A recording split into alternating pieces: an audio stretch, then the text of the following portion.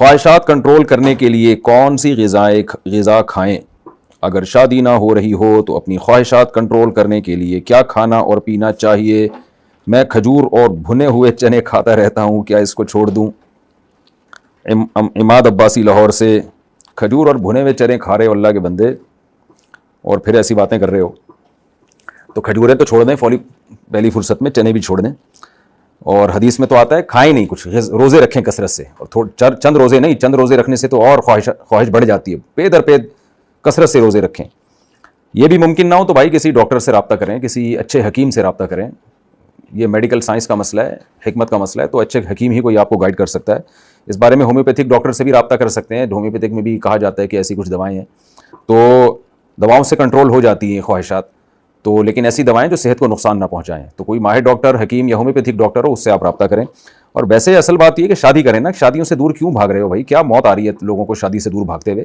نکاح کریں، اگر آمدن نہیں ہے تو کمائیں، فری لانسنگ کے ذریعے کمائیں، ریڈی لگائیں، کچھ بھی کریں. تو کیوں اپنے آپ کو آپ نے کمائی سے دور رکھا ہوا ہے؟ بالغ ہونے کے بعد تو مرد پہ لازم ہے کہ وہ کمانے کی فکر کرے اور نکاح کی بھی فکر کرے، ساتھ ساتھ پڑھائی بھی جاری رکھیں. سارے کام ایک ساتھ ہو سکتے ہیں. یہ جو ہم لوگوں نے فرض کر لیا ہے نا کہ جب تک یہ کام نہیں ہوگا یہ نہیں ہوگا، تو یہ فضول قسم کی بات ہے.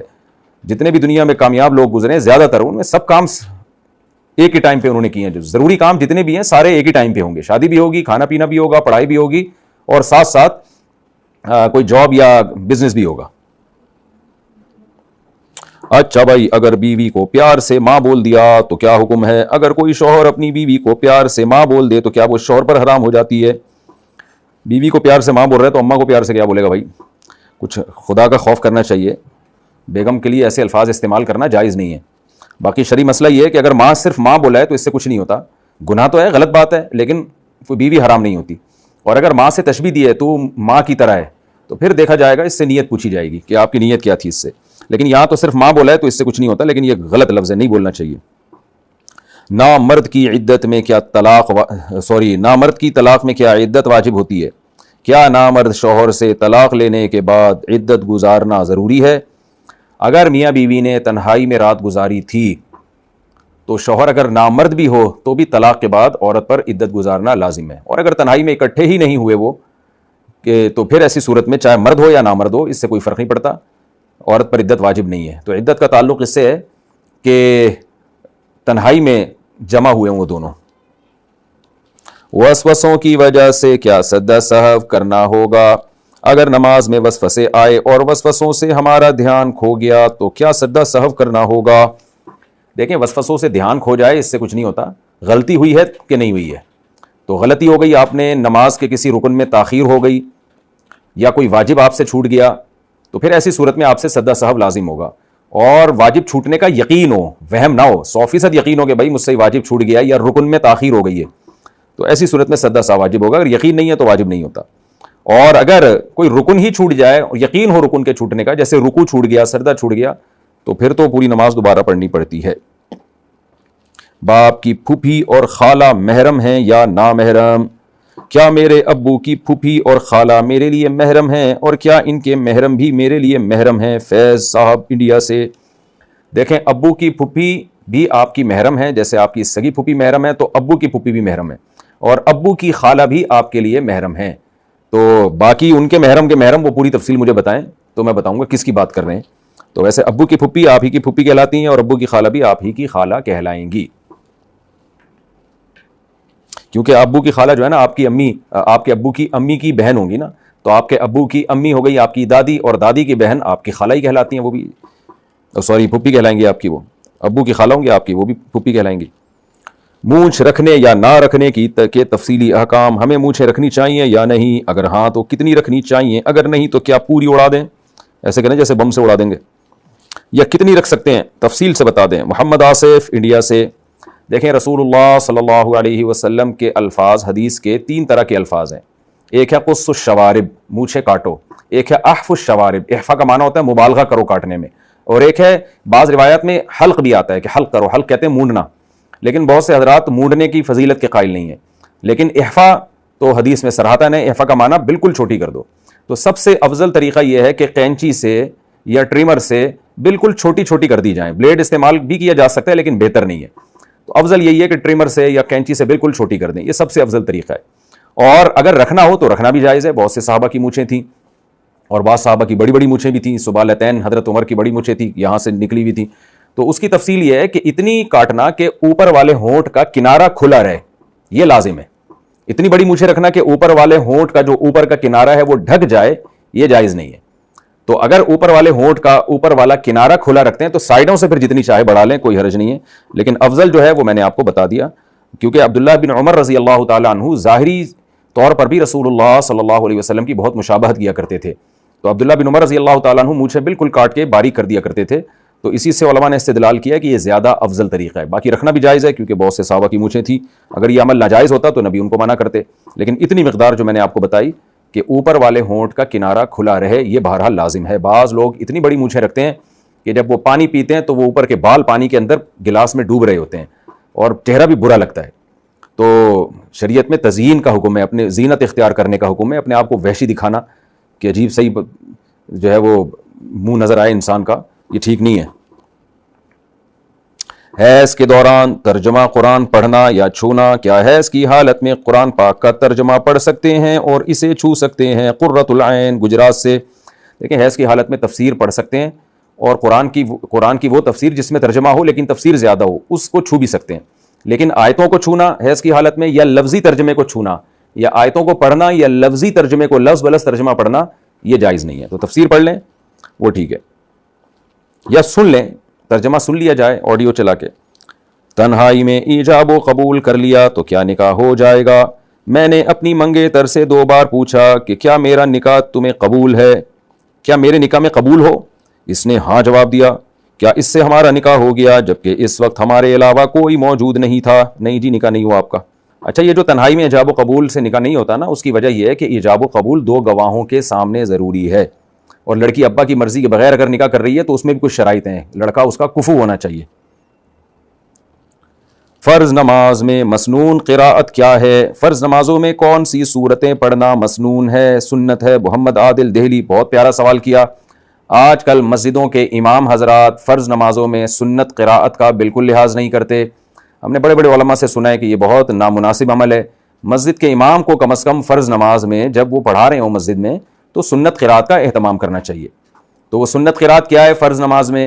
فجر کی نماز میں ہے طوال مفصل, یعنی سورہ حجرات سے لے کر سورہ بروج, سورہ حجرات ہے نا 26ویں پارے میں, تو وہاں سے لے کے سورہ بروج والسماء ذات البروج, یہاں سے کوئی سورت پڑھنی چاہیے فجر میں. اور ظہر میں بھی طوال مفصل, تو اس میں بھی یہی ہے کہ سورہ حجرات سے لے کے سورہ بروج تک. اور بعض عرب علماء اس کے قائل ہیں کہ ظہر میں کبھی طوال مفصل اور کبھی کبھی اوساط مفصل, جو میں آگے بتا رہا ہوں. تو ہمارے نزدیک یہی ہے کہ فجر اور ظہر میں طوال مفصل ہی پڑھنی چاہیے. لیکن خیر, اگر کوئی عرب علماء کے فتوے پر عمل کر کے فجر میں طوال مفصل اور ظہر میں کبھی طوال اور کبھی اوساط مفصل پڑھ لے تو بھی ٹھیک ہے. اب اوساط مفصل کیا ہے؟ وہ ہے سورہ بروج سے لے کر سورہ بینہ تک, اس میں سورہ بروج بھی داخل ہے. یعنی سورہ بروج جو ہے وہ طوال مفصل میں بھی داخل ہے اور اوساط مفصل میں بھی داخل ہے. تو سورہ بروج سے لے کر لم یکن الذین کفروا من اہل الکتاب والمشرکین, یہ جو ہے نا 30ویں پارے میں, تو ان صورتوں میں سے پڑھنا یہ افضل ہے. یہ کہلاتی ہیں اوساط مفصل. تو یہ عصر میں اور عشاء میں ان صورتوں کی تلاوت ہونی چاہیے. اور باقی رہ گئیں قصار مفصل, سورہ بینہ یعنی لم یکن الذین کفروا سے لے کے سورہ ناس تک, آخری قرآن تک, یہ کہلاتی ہیں قصار مفصل. تو یہ مغرب میں پڑھنا افضل ہے. تو امام حضرات کو اس کا خیال کرنا چاہیے. ائمہ کیا کر رہے ہوتے ہیں؟ فجر میں جناب 30ویں پارے میں سے پڑھ رہے ہوتے ہیں, اور مغرب میں جناب بیچ میں سے کہیں سے پڑھ رہے ہوتے ہیں, عشاء میں سے کہیں سورہ بقرہ میں سے پڑھ رہے ہوتے ہیں. تو ٹھیک ہے, کبھی کبھار تو ٹھیک ہے, لیکن عام معمول اسی کا بنانا چاہیے. اوساط یہ یاد کر لیں, طوال مفصل, اوساط مفصل, قصار مفصل. مفصل کا مطلب ہوتا ہے وہ صورتیں جن کی آیتیں چھوٹی ہیں. سورہ بقرہ, سورہ آل عمران کی آیتیں بڑی لمبی لمبی ہیں نا, تو چھوٹی چھوٹی آیتوں والی صورتیں سورہ حجرات سے شروع ہو رہی ہیں, اس لیے ان کو مفصل کہا جاتا ہے, فصل ہے ان کے درمیان. اور طوال کا مطلب طویل, تو طوال مفصل کا مطلب ہیں تو مفصل لیکن طویل صورتیں ہیں, مفصلات میں سے طویل صورتیں. تو سورہ حجرات سے لے کے سورہ بروج تک طویل صورتیں. پھر اوساط کا مطلب وسط سے نکلا ہے, درمیانی صورتیں. تو سورہ بروج سے لے کے سورہ بینہ تک یہ ذرا درمیانی صورتیں. اور قصار کا مطلب مختصر, قصر سے نکلا ہے. تو سورہ بینہ سے آگے, سورہ بینہ بھی اس میں داخل ہے, سورہ بینہ سے آگے سورہ ناس تک مختصر صورتیں. تو خلاصہ یہی نکلا کہ فجر اور ظہر لمبی ہونی چاہیے, عصر اور عشاء درمیانی ہونی چاہیے, مغرب مختصر ہونی چاہیے. آج میں نے ایک امام کو جانتا ہوں, میں نام نہیں لوں گا, ظاہر ہے کسی کی برائی مقصد نہیں ہے, جب بھی ان کے پیچھے ظہر پڑی ہے ایسے کھٹا کھٹ ظہر پڑھاتے ہیں, وہ ٹھکا ٹھک پڑھاتے ہیں. تو اتنا نہیں ہے بھائی, ظہر کی پہلی 2 رکعتوں کو ذرا لمبا کھینچنا چاہیے, لمبی صورتیں پڑھنی چاہیے ظہر کی 2 رکعتوں میں. مغرب کو آپ مختصر پڑھ لیں, فجر کی 2 رکعتیں بھی لمبی سنت مؤکدہ ہے, ظہر کی پہلی 2 رکعتوں کو بھی لمبا کرنا سنت مؤکدہ ہے. عصر کی پہلی 2 رکعتیں اور عشاء کی پہلی 2 رکعتیں یہ درمیانی ہونی چاہیے, نہ لمبی ہوں زیادہ نہ مختصر ہو, اور مغرب کی 2 رکعتیں مختصر ہونی چاہیے. تو یہ عام معمول ہے, اور ان میں یہ صورتوں کی تلاوت ہونی چاہیے. تو امام حضرات کو اس کا خیال کرنا چاہیے. حضرت عمر رضی اللہ تعالیٰ عنہ نے اپنے دور میں ائمہ مساجد کو اس کا پابند بنایا تھا کہ ان صورتوں میں سے آپ پڑھیں, اور حدیث میں آتا ہے علیکم بسنتی وسنت الخلفاء الراشدین المہدیین, میری اور خلفاء راشدین کی سنت کو لازم پکڑو. تو انفرادی طور پہ بھی نماز پڑھیں تو بھی افضل یہی ہے, لیکن جماعت میں تو اور زیادہ اہتمام کرنا چاہیے. تو مساجد کے ائمہ کو اس کا خوب خیال کرنا چاہیے. کبھی کبھار اس کے خلاف ہو جائے تو ٹھیک ہے, کوئی حرج نہیں ہے, بلکہ کرنا چاہیے کبھی کبھار اس کے خلاف, تو تاکہ لوگ اس کو فرض واجب نہ سمجھنا شروع کر دیں اور دوسری جگہ سے بھی قرآن سننے کا لوگوں کو موقع ملے, لیکن عام معمول اسی کا بنانا چاہیے. پیشاب کے ساتھ منی نکلی تو کیا حکم ہے؟ اگر پیشاب کے ساتھ منی نکل جائے تو غسل باقی رہے گا یا دوبارہ کرنا ہوگا؟ عرفان صاحب انڈیا سے. دیکھیں, اگر کسی کو شہوت کے ساتھ منی خارج ہوئی ہے تو مکمل جب تک خارج نہ ہو جائے اس کو غسل نہیں کرنا چاہیے. اگر منی نکلی اور اس نے غسل کیا اور اس غسل کے بعد دوبارہ تھوڑی سی نکل گئی جو بچی ہوئی تھی تو دوبارہ غسل کرنا پڑے گا. تو اس لیے جب کسی کو احتلام ہو یا منی شہوت کے ساتھ خارج ہو تو اس کو چاہیے کہ ایک دفعہ اچھی پیشاب کر لے وہ, تاکہ جو بھی گندگی رہ گئی ہے وہ نکل جائے, اس کے بعد غسل کرے. تو پیشاب کرنے کے بعد جب غسل کرے گا پھر اگر دوبارہ نکل بھی جائے تو پھر دوبارہ غسل فرض نہیں ہوتا, کیونکہ یہ نیا سبب پایا جا رہا ہے اس کے لیے. تو اس لیے یا اگر ٹائم زیادہ گزر گیا ہو یا کوئی واکنگ کسی نے کی ہو, اس کے بعد اگر غسل کیا اور پھر قطرہ نکل گیا تو بھی واجب نہیں ہے. تو کچھ قطرات بعض دفعہ اٹکے رہ جاتے ہیں, تو فوراً اگر آپ نے غسل کر لیا اور پھر دوبارہ قطرہ نکل گیا منی کا قطرہ تو غسل واجب دوبارہ ہو جائے گا. اس لیے جب بھی مرد پہ غسل فرض ہو تو وہ ایک دفعہ پیشاب کر لے یا تھوڑی دیر یعنی ٹائم گزار لے وہ, تاکہ وہ جو بھی گندگی نکلنی تھی وہ اچھی طرح سے نکل جائے, ایک دفعہ پھر غسل کر لے. تو باقی پیشاب کے دوران نارملی حالت میں جو سفید پانی نکلتا ہے یا منی نکلتی ہے وہ منی نہیں ہوتی. میڈیکلی جو میڈیکل سائنس کہتی ہے کہ وہ منی نہیں ہوتی. عام طور پہ بعض نوجوانوں کو ایسا ہوتا ہے کہ پیشاب سے پہلے یا پیشاب کے بعد قطرات آتے ہیں. تو منی جو ہے وہ وہی ہے جو شہوت کے ساتھ شہوت ختم ہونے پر نکلتی ہے, شہوت پوری ہونے پہ نکلتی ہے. اس کے بغیر منی جسم سے نہیں نکلتی. تو وہ سفید پانی نکل رہا ہوتا ہے, لوگ اس کو منی سمجھ رہے ہوتے ہیں نوجوان, تو پھر پریشان ہوتے ہیں. تو خواہش نفس کے بغیر جو انسان کے جسم سے سفید پانی نکلتا ہے تو وہ کوئی فاسفورس وغیرہ کا پانی ہوتا ہے, وہ ڈاکٹر سے پوچھ لیں اس میں دوا لینی ہے نہیں لینی. تو لیکن یہ کہ اس سے غسل فرض نہیں ہوتا. رحمت اللہ علیہ کس کے ساتھ لگا سکتے ہیں؟ رحمت اللہ علیہ کن کن لوگوں کے ساتھ لگا سکتے ہیں؟ محمد مسیح الرحمان کلکتہ. دیکھیں, رحمت اللہ علیہ تو دعائیہ جملہ ہے, اصولی طور پر تو ہر مسلمان کے ساتھ لگ سکتا ہے کہ بھئی اللہ اس پر رحم کرے, لیکن عرف میں یہ جملہ بزرگوں کے نام کے ساتھ خاص ہو گیا ہے. تو جب عرف میں کوئی چیز کسی کے ساتھ خاص ہو جائے تو پھر عرف کی رعایت کر لینی چاہیے, کیونکہ جب آپ رحمۃ اللہ علیہ بولیں گے کسی عام آدمی کو بھی تو لوگ سمجھیں گے وہ بڑے بزرگ گزرے ہیں دنیا سے. تو اس لیے بہتر یہی ہے کہ یہ لفظ انہی کے ساتھ استعمال کیا جائے جو کوئی بزرگ ہوں یا کوئی بڑے عالم ہوں یا کوئی شہید ہو, تو جن کو اللہ نے خاص مرتبہ دیا ہو. تو نارملی لوگوں کے ساتھ رحمۃ اللہ علیہ نہیں لگانا چاہیے, عرف کی رعایت کی. میں کوئی لگا دے تو گناہ بہرحال نہیں ہے, لیکن عرف کا ہمیں خیال کرنا چاہیے. جیسے علیہ السلام یہ پیغمبروں کے ساتھ عرف میں پیغمبروں کے ساتھ لگایا جاتا ہے.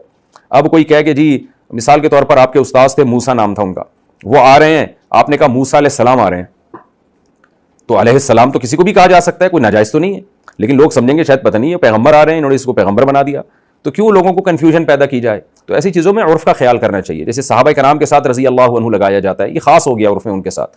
تو ایسے ہی بزرگوں کے ساتھ رحمہ اللہ یا رحمۃ اللہ علیہ لگایا جاتا ہے. سعودی عرب میں یہ رواج ہے کہ علماء کے ساتھ حفظہ اللہ لگایا جاتا ہے.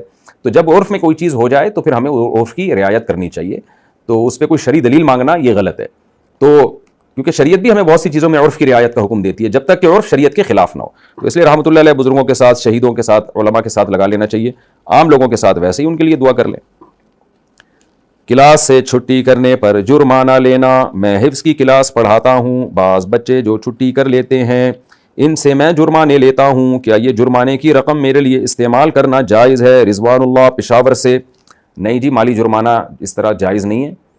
نبی صلی اللہ علیہ وسلم نے فرمایا لا یحل مال امرئ مسلم الا بطیب نفس منہ, کسی مسلمان کا مال آپ کے لیے دل کی خوشی کے بغیر بالکل جائز نہیں ہے. تو بچے تو چھٹی کر کے ویسی مجبوری میں دے رہے ہوں گے, دل سے کون خوش ہوتا ہے, تو کچھ اور کریں. اور اگر جرمانہ لے لیا ہے تو پھر بعد میں کسی طرح سے لوٹا دیں ان کو, ہمارے استاذ ہم پہ جرمانہ لگاتے تھے، کبھی کوئی چھٹی کر لے تو حساب رکھتے تھے، سال کے بعد پھر وہ سارے پیسے واپس کر دیتے تھے ہمیں، تو اس میں سزا بھی ہو جاتی تھی اور ناجائز سے بھی بچ جاتے تھے. تو کوئی اور طریقہ اختیار کریں بچوں کو سزا دینے کا، تنبیہ کرنے کا. بال یا ناخن کاٹنے سے یا شرمگاہ کو ہاتھ لگانے سے کیا وضو ٹوٹ جاتا ہے؟ آفریدی امین گل آفریدی پشاور سے. کیا بال کاٹنے سے یا ناخن کاٹنے سے وضو ٹوٹ جاتا ہے؟ نیز کیا شرمگاہ کو ہاتھ لگانے سے وضو ٹوٹ جاتا ہے؟ اگر منہ میں خون کا ذائقہ محسوس ہو تو کیا اس سے وضو ٹوٹ جاتا ہے یا نہیں؟ ان تمام چیزوں سے وضو نہیں ٹوٹتا، البتہ منہ میں خون کا ذائقہ ہو تو صرف ذائقہ ہونے سے وضو نہیں ٹوٹتا، اتنا خون نکل جائے کہ جب آپ تھوک پھینکیں تو خون کا رنگ اس میں زیادہ ہو اور تھوک کی سفیدی کم ہو، یعنی سرخ پنا اس میں لال رنگ زیادہ آ رہا ہو، تو پھر وضو ٹوٹ جائے گا. اگر صرف ہلکا سا آپ کو ٹیسٹ محسوس ہوا خون کا، جب آپ نے تھوک پھینکا تو پتہ چلا جی تھوک زیادہ ہے، خون کا رنگ کم ہے، اس سے وضو نہیں ٹوٹے گا. دل پر ہاتھ رکھ کر سلام کرنا، اشارے سے سلام کرنا کیسا ہے، اور سلام کر کے دل پہ ہاتھ رکھنا کیسا ہے؟ نیز ایک ہاتھ سے مصافحہ کرنا کیسا ہے؟ محمد عاطف انڈیا سے. دیکھیں، اشارے سے سلام کرنا جس میں صرف اشارہ ہو یہ جائز نہیں ہے، نبی صلی اللہ علیہ وسلم نے اس سے منع کیا ہے. البتہ بندہ دور ہے تو اشارہ کرنا اور منہ سے سلام بھی کہہ دینا پھر جائز ہے، تو خالی اشارہ برائے اشارہ نہ ہو. دوسرا، سلام کر کے دل پہ ہاتھ رکھنا آج کل لوگ رکھ رہے ہوتے ہیں، تو نہ اس کے جائز ہونے کی کوئی دلیل ہے نہ ناجائز ہونے کی کوئی دلیل ہے. بہتر تو یہی ہے کہ اس رسم کو چھوڑ دیا جائے، لیکن اس کو کوئی سنت نہ سمجھے تو کوئی حرج بھی نہیں ہے. لوگ اپنے دل کی طرف اشارہ کر رہے ہوتے ہیں کہ ہم دل سے آپ کا احترام کرتے ہیں، شاید یہ مقصد ہوگا لوگوں کا. ایک ہاتھ سے مصافحہ کرنا کیسا ہے؟ جائز ہے، دو ہاتھوں سے بہتر ہے مصافحہ کرنا، لیکن ایک ہاتھ سے بھی کوئی حرج نہیں ہے. آیت یا سورت دہرانے پر ہر بار بسم اللہ پڑھیں گے؟ کوئی سورت یا آیت الکرسی بار بار پڑھ رہے ہوں تو کیا ہر دفعہ بسم اللہ پڑھنا ضروری ہے؟ نہیں جی، ہر دفعہ بسم اللہ پڑھنا پہلی دفعہ بھی ضروری نہیں ہے، تو ہر دفعہ کہاں سے ضروری ہو گیا؟ بہتر ہے پہلی دفعہ، تو دوبارہ بھی اگر پڑھنا چاہیں تو بہتر ہے، اس میں کوئی حرج نہیں ہے. اور بغیر پہلی دفعہ میں پڑھ لیں دوسری دفعہ میں نہ پڑھیں، ہر طرح سے جائز ہے.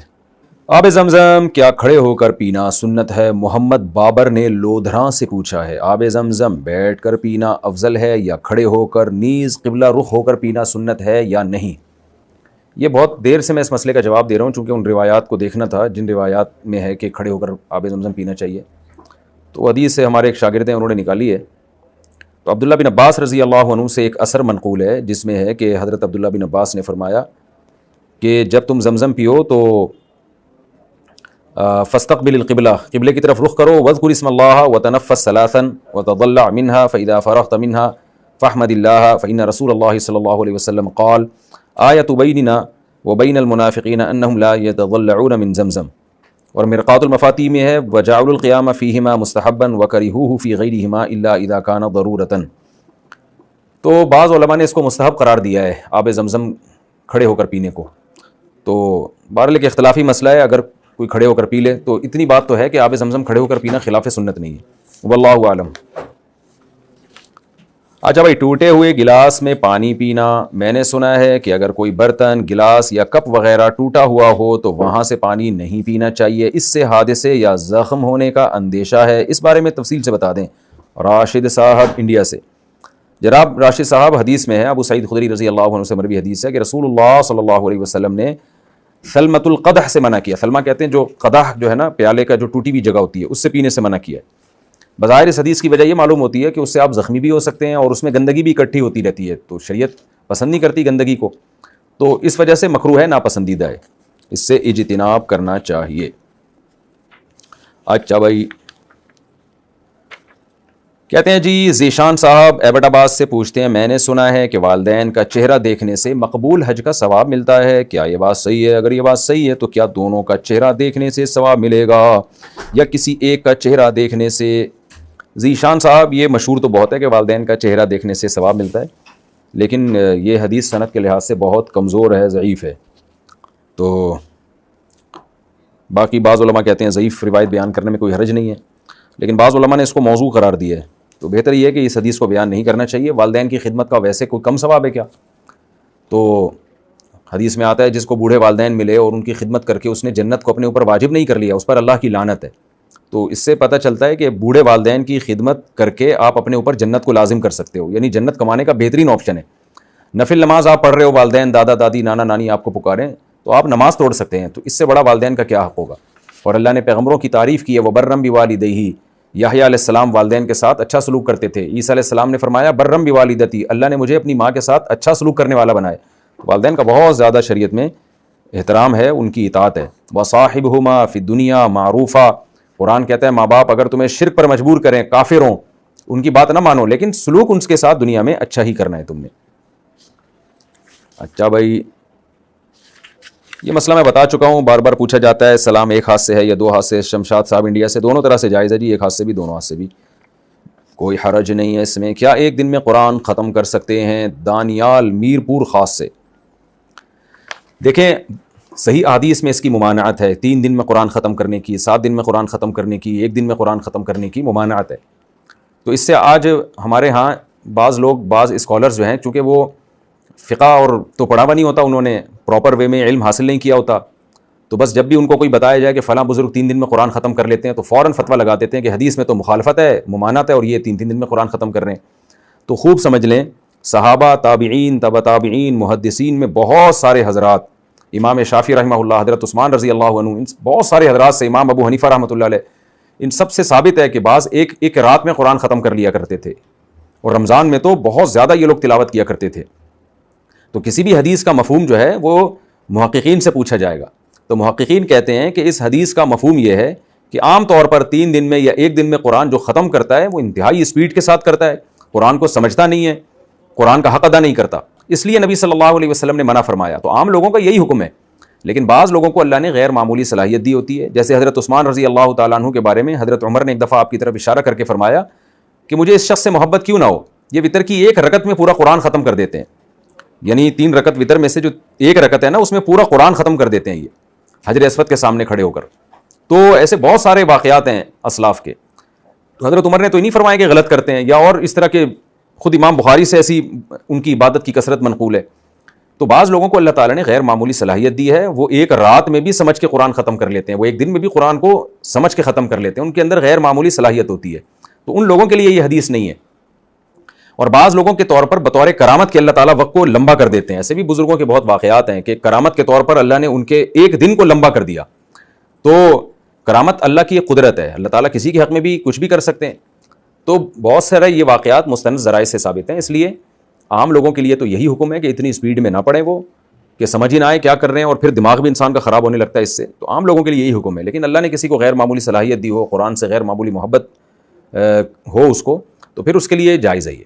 اور بعض دفعہ حافظ قرآن کو قرآن دہرانے کے لیے، یاد کرنے کے لیے بہت زیادہ پڑھنا پڑتا ہے، تو رٹا لگانے کے لیے پڑھنا پڑتا ہے. اللہ تعالیٰ میرے والد صاحب کی مغفرت فرمائے، وہ بتایا کرتے تھے کہ جب وہ جہاز پہ ہوتے تھے، پاکستان نیوی میں تھے، وہ کہتے ہیں شپ پہ جب ہم ہوتے تھے سفر میں، تو میں بعض دفعہ فارغ ہوتا تھا تو روزانہ 1 قرآن میں ختم کرتا تھا، اور 30 دن تک انہوں نے 30 قرآن پھر ختم کیے اس طریقے سے.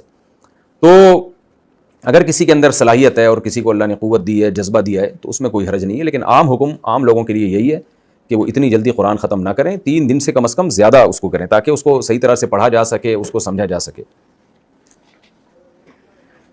اچھا بھائی، وطر کے بعد یہ پھر مسئلہ بعد میں بتاؤں گا میں انشاءاللہ. کیا نکاح کی تقریب مسجد میں کرانا، یا عصر کے بعد کرانا، یا جمعے کے دن کرانا، یا کیا یہ سب امور خیر القرون سے ثابت ہیں، اور کیا یہ سنت ہیں؟ سعد خان کراچی سے. دیکھیں، جمعے کے دن کرانا یا عصر کے بعد کرانا، اس بارے میں تو کوئی حدیث ہماری نظر سے نہیں گزری. عام طور پہ لوگ جمعے کے دن اس لیے کرا رہے ہوتے ہیں کہ مقدس دن ہے، کراؤڈ زیادہ ہے اس میں، اور عصر کے بعد بھی اس لیے کرا رہے ہوتے ہیں کہ ذرا ٹھنڈا وقت ہوتا ہے یہ. تو عصر کا وقت بذات خود بھی ایک فضیلت کا وقت ہے، اور جمعے کے دن تو جو دعا قبول ہونے کا وقت ہے، بہت سے علماء اس کے قائل ہیں کہ وہ عصر سے مغرب کا وقت ہے. حدیث میں آتا ہے نا، جمعے کے دن ایک گھڑی ایسی ہے جس میں دعا لازمی قبول ہوتی ہے. تو بہت سے حضرات اس کے قائل ہیں کہ وہ عصر سے مغرب کے درمیان کا وقت ہے جمعے کے دن. تو اس لیے، لیکن کوئی الگ سے سنت نہیں ہے، کسی بھی دن کرایا جا سکتا ہے. باقی مسجد میں نکاح کرانے کی ترغیب حدیث میں وارد ہے. ترمذی کتاب النکاح میں ہے کہ آپ صلی اللہ علیہ وسلم نے فرمایا اعلنوا هذا النکاح واجعلوه في المساجد واضربوا عليه بالدفوف، کہ نکاح مسجد میں کرو اور اعلان کر کے کرو اور دف بھی بجایا کرو. لیکن دف مسجد میں نہ بجائیں، دف مسجد کے باہر، ڈھول جو ہوتا ہے نا دف، تاکہ اعلان ہو جائے نکاح کا. لیکن یہ دف سادہ دف ہے، ایسا نہ ہو کہ دف وہ بالکل ہی ایک مائیکل جیکسن والا کوئی پروگرام شروع کر دیں لوگ اس چکر میں، کیونکہ لوگوں کو حدود میں رہتے نہیں ہیں، حدود کراس کر دیتے ہیں لوگ آج کل. تو یہ حدیث ہے، امام ترمذی نے اس کو غریب حسن قرار دیا ہے.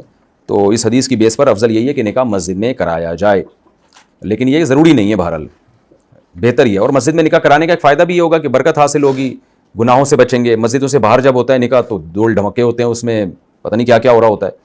تو افضل ہے کہ مسجد میں کرائیں گے تو کم از کم اس موقع پہ تو گناہ سے بچے رہیں گے نا. مسجد میں تو لوگ الحمدللہ گناہ نہیں کرتے. کیا انرجی ڈرنک پینا جائز ہے؟ صادق رفیق اتر پردیش انڈیا سے. دیکھو انرجی ڈرنک جو ہے نا جائز ہے, لیکن یہ صحت کے لیے بہت نقصان دہ ہے, اس لیے ناپسندیدہ ہے, مکروہ ہے. نوجوان لوگ پی رہے ہوتے ہیں آج کل اور سمجھتے ہیں کہ انرجی آ رہی ہے. انرجی نہیں آ رہی ہے, آپ کے جو شوگر لیول ایک دم شوٹ کر رہا ہے اور بیمار ہو جائیں گے تھوڑے دنوں میں, آپ موٹے ہو جائیں گے. پہلے بیماریاں کم ہیں تو کوئی ڈھنگ کی چیز پی لو بھائی. آپ تھک گئے ہو تو آرام کر لو, سو جاؤ, پھر اٹھ کے کام کرنا شروع کر دو. جو انرجی نیند سے حاصل ہوتی ہے وہ نیچرل ہے, اور جو وقتی طور پر اس طرح کی چیزوں سے انرجی حاصل ہوتی ہے اس سے صحت آپ کی خراب ہوتی ہے. تو شریعت کبھی ایسی چیز کی کو اپریشیٹ نہیں کرتی جس سے صحت آپ کی خراب ہوتی ہو. اچھا بھائی, ایک صاحب نے پوچھا ہے, نام میں نہیں لے رہا, کہتے ہیں کہ کیا زنا سے بچنے کے لیے چھوٹا گناہ کر سکتے ہیں؟ یعنی وہ کہتے ہیں کہ میں نے زنا سے بچنے کے لیے ہینڈ پریکٹس کی تاکہ میں زنا سے بچ جاؤں اور میں بچ گیا زنا سے. تو دیکھیں مسئلہ یہ ہے کہ بڑے گناہ سے بچنے کے لیے چھوٹا گناہ نہیں کیا جا سکتا, بلکہ وہ طریقہ اختیار کیا جائے گا جو پیغمبروں کا طریقہ ہے کہ بس بھاگیں وہاں سے. حضرت یوسف علیہ السلام کو جب کمرہ بند کر دیا اور بلایا گیا زنا کی طرف تو یوسف علیہ السلام نے راہ فرار اختیار کیے. تو شریعت کا اصول تو یہی ہے کہ بڑے گناہ سے بچنے کے لیے بھی چھوٹا گناہ نہیں کیا جا سکتا, بس دونوں گناہوں سے بچنا ہی بچنا ہے اور نکاح کی طرف جائیں آپ.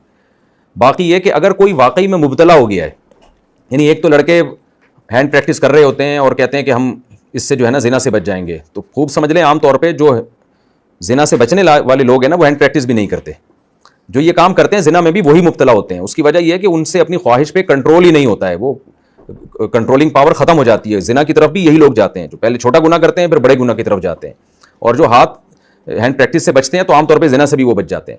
تو نوجوان لوگ کیا کرتے ہیں, اس بات کو بہانہ بنا لیتے ہیں کہ ہم چونکہ زنا سے بچ رہے ہیں تو ہم ہینڈ پریکٹس کے ذریعے بچ رہے ہیں. تو یہ بھی غلط ہے. آپ زنا سے بھی بچیں, ہینڈ پریکٹس سے بھی بچیں, اور آپ نکاح کریں, یعنی مجبور ہو کے نکاح کریں. بے شک آپ کا دل نہیں چاہ رہا, وسائل نہیں ہے, لیکن قرآن کہہ رہے ہیں یکونوا فقراء یغنیہم اللہ من فضلہ. اللہ نے شہوت مرتے مسلط ہی اس لیے کی ہے تاکہ وہ نہ چاہتے ہوئے بھی نکاح کرے وہ, اور اس میں اللہ پہ اعتماد اور توکل کرے. لیکن اگر کسی کی یہ کنڈیشن ہو کہ اس کو 100% زنا میں مبتلا ہونے کا خطرہ ہو گیا ہو, مثال کے طور پر کوئی عورت اس کو زنا کی دعوت دے رہی ہے اور اس کا دل چاہ رہا ہے وہاں جانے کو, اس کے جذبات بھڑک رہے ہیں, اور اس موقع پر وہ ہاتھ سے اپنی خواہش اس موقع پہ ٹھنڈی کر لیتا ہے کہ فی الحال تاکہ میرے جذبات میں کچھ کمی آئے اور میں یہاں سے بھاگ جاؤں, تو ایسے موقع پہ اگر کوئی مبتلا ہو جائے اور اپنی خواہش اپنے ہاتھ سے پوری کر لے تاکہ میرے جذبات ٹھنڈے ہو جائیں اور میں برائی سے بچ جاؤں, تو اسپیسیفک اس موقع پر امام ابو حنیفہ سے قول منقول ہے کہ ایسے موقع پہ, یا بعض حضرات سے منقول ہے کہ ایسے موقع پہ اللہ تعالیٰ سے امید ہے کہ شاید اس کو گناہ نہ دیں. تو اللہ سے امید کی جا سکتی ہے, کیونکہ بہرحال زنا تو ایک بہت بڑا کبیرہ گناہ ہے اور اس کی بھی تو بہت سخت سزا ہے. تو کوئی عورت کسی کو بند کمرے میں دعوت دے رہی ہو اور یا یہ کہ اس وقت وہ جانے لگے زنا کی طرف, تو ایسی کنڈیشن میں اگر کوئی اس لیے ہاتھ سے اپنی خواہش پوری کر لے کہ میں تاکہ اس عذاب سے بچ جاؤں زنا کے کبیرہ گناہ سے, تو گناہ تو بہرحال بڑا گناہ ہو یا چھوٹا گناہ ہو دونوں گناہ ہی ہیں, لیکن شاید اللہ تعالیٰ سے امید کی جا سکتی ہے. اس لیے علماء نے بھی اس کے لیے یرجا کے الفاظ استعمال کیے ہیں کہ اللہ سے امید کی جا سکتی ہے کہ اس کو معاف کر دے. تو لیکن یہ کہ خوب سمجھ لیں ایسے بھی واقعات ہیں کہ ایک آدمی زنا کی طرف جا رہا تھا, اس نے ہاتھ سے اپنی خواہش پوری کی تاکہ میں زنا سے بچ جاؤں, لیکن پھر بھی نہیں بچا. وہ خواہش پوری کرنے کے بعد تھوڑی دیر میں دوبارہ خواہش بھڑک گئی, کیونکہ انسان جو ہے جو عورت سے جس طرح سے سیٹسفائی ہوتا ہے وہ ہاتھ سے نہیں ہوتا. لیکن بہرحال یہ ہر شخص کی حالت دوسرے سے مختلف ہے. اگر زنا میں کوئی باقاعدہ مبتلا ہونے کا اس وقت اس کو یقینی خطرہ ہو جائے اور اس وقت وہ اپنے آپ کو اس عذاب سے بچانے کے لیے ہاتھ سے اپنی خواہش پوری کر لیتا ہے, تو اللہ سے امید کی جا سکتی ہے کہ شاید اللہ تعالیٰ اس کو معاف کر دے, کیونکہ اس نے بہرحال زنا جیسے کبیرہ گناہ سے اپنے آپ کو بہرحال اس نے بچا لیا. لیکن یہ عام قاعدہ اور عام ضابطہ بہرحال نہیں ہے. اصول یہی ہے کہ ہر چھوٹے گناہ سے بھی بچیں اور بڑے گناہ سے بھی اپنے آپ کو بچائیں, اور اپنے جذبات پہ جو آپ کے جو غیر معمولی جذبات ہیں جو برائی کی طرف لے کے جا رہے ہیں اس کا حل شریعت نے بتایا, آپ نکاح کریں. نکاح نہیں کر سکتے تو کثرت سے روزے رکھیں, یہ حل نبی صلی اللہ علیہ وسلم نے بتایا ہے. نبی نے زنا سے بچنے کا یہ حل نہیں بتایا کہ انسان اپنے ہاتھ سے اپنی خواہش پوری کرنا شروع کر دے. عبداللہ بن عباس رضی اللہ عنہ کے پاس ایک شخص آیا, اس نے کہا کہ میں ہاتھ سے اپنی خواہش پوری کرتا ہوں. عبداللہ بن عباس نے نفرت سے منہ پھیر لیا اور فرمایا تو کوئی باندی رکھ لیتا, یہ زیادہ بہتر تھا. تو باندی سے جو نکاح ہے نا یہ بہت معیوب ہے شریعت میں, کیونکہ باندی کسی کی غلام ہوتی ہے, وہ آپ کی خدمت نہیں کر پائے گی, اس کا بچہ پیدا ہوگا وہ بھی غلام ہوگا. لیکن شریعت نے کہا ہے کہ برائی سے بچنے کے لیے بہت کمتر میں نکاح کر لینا یہ پھر بھی بہتر ہے, کیونکہ وہ نیچرل ہے, وہ فطرت ہے عورت کی طرف جانا, اور ہاتھ سے خواہش پوری کرنا یہ فطرت نہیں ہے. اس لیے بھائی اپنے آپ کو ان برائیوں سے بچائیں, اور ان سب باتوں کا حل یہی ہے کہ نکاح کریں. نبی صلی اللہ علیہ وسلم نے فرمایا جب کوئی شخص کسی عورت کو دیکھے اس کے دل میں خواہش پیدا ہو تو فوراً اپنی بیوی کے پاس آ جائے, بیوی سے اپنی خواہش آ کے پوری کرے تاکہ وہ جو جذبات تھے اس کے ٹھنڈے ہو جائیں. صحیح حدیث بیان کر رہا ہوں آپ کے سامنے. تو اس لیے نوجوانوں کو چاہیے نکاح کریں تاکہ ان لعنت والے اعمال سے اللہ تعالیٰ ان کی حفاظت کرے. اور پھر بھی کسی کو بہت زیادہ ہینڈ پریکٹس کی عادت ہو گئی ہے تو مایوس نہ ہو, بچنے کی کوشش کرے, کوئی کفارہ دے, کوئی روزہ رکھ کے سزا دے اپنے آپ کو. آہستہ آہستہ یہ گناہ انشاءاللہ چھوٹ جائے گا, کیونکہ جب اس گناہ کی لت پڑتی ہے تو جلدی نہیں چھوٹتا, یہ آرام سے چھوٹتا ہے. تو آرام سے چھوڑے لیکن چھوڑنے کی کوشش کرے.